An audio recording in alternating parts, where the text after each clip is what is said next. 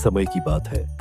एक छोटे से गांव में मिट्ठू नाम का एक तोता रहता था। मिट्ठू बहुत ही चतुर और बातूनी था।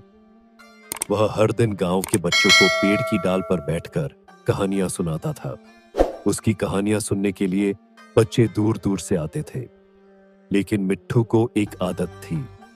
वह बिना सोचे समझे दूसरों की बातें दोहराता था। गांव के लोग उसे मजाक में कहते, मिट्ठू। मिट्ठू, दूसरों की बातें क्यों दोहराते हो? पर मिट्ठू ने कभी ध्यान नहीं दिया और हमेशा मुस्कुराता रहा। एक दिन गांव में एक व्यापारी आया। उसने मिट्ठू को देखा और सोचा, अगर यह तोता मेरे पास होता तो मेरी दुकान में ग्राहकों को बुलाता रहता और मेरी बिक्री बढ़ जाती। उसने मिट्ठू से दोस्ती की और उसे अपनी दुकान में बुलाने का लालच दिया। मिट्ठू दुकान में जाने के लिए तैयार हो गया, क्योंकि उसे नए दोस्तों से मिलना अच्छा लगता था।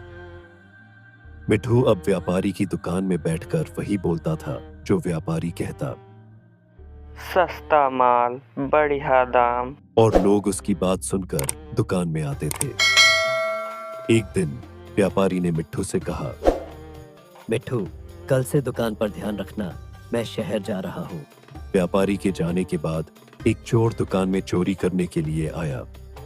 उसने मिट्ठू को चुप रहने के लिए डराया और कहा, अगर तुमने किसी को कुछ बताया तो तुम्हें नुकसान होगा। मिट्ठू डर के मारे चुप हो गया। अगले दिन जब व्यापारी वापस आया तो उसने देखा कि उसकी दुकान लूट ली गई थी। उसने मिट्ठू से पूछा, मिट्ठू, तुमने कुछ देखा?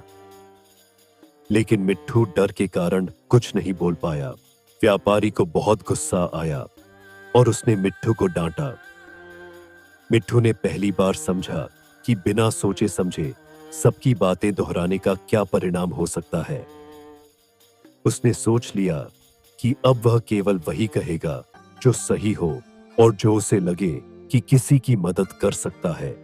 कुछ दिनों बाद वही चोर फिर से गांव में आया। इस बार मिट्ठू ने हिम्मत जुटाई और चोर को पहचानकर जोर से चिल्लाया, चोर चोर, पकड़ो पकड़ो चोर। गांव के लोग दौड़े और चोर को पकड़ लिया। सभी ने मिट्ठू की बहादुरी की तारीफ की। व्यापारी ने मिट्ठू को गले लगाते हुए कहा, मिट्ठू, तुमने आज मेरी मदद की। अब मुझे समझ में आया कि तुमने अपनी गलती से बहुत कुछ सीखा है। मिट्ठू ने मुस्कुराते हुए जवाब दिया, हाँ, अब मैं केवल वही बोलता हूं जो सही हो और जो दूसरों की भलाई के लिए हो। इस कहानी से सीख मिलती है कि बिना सोचे समझे बातों को दोहराने से नुकसान हो सकता है, लेकिन जब हम समझदारी से बोलते हैं तो हम दूसरों की मदद कर सकते हैं।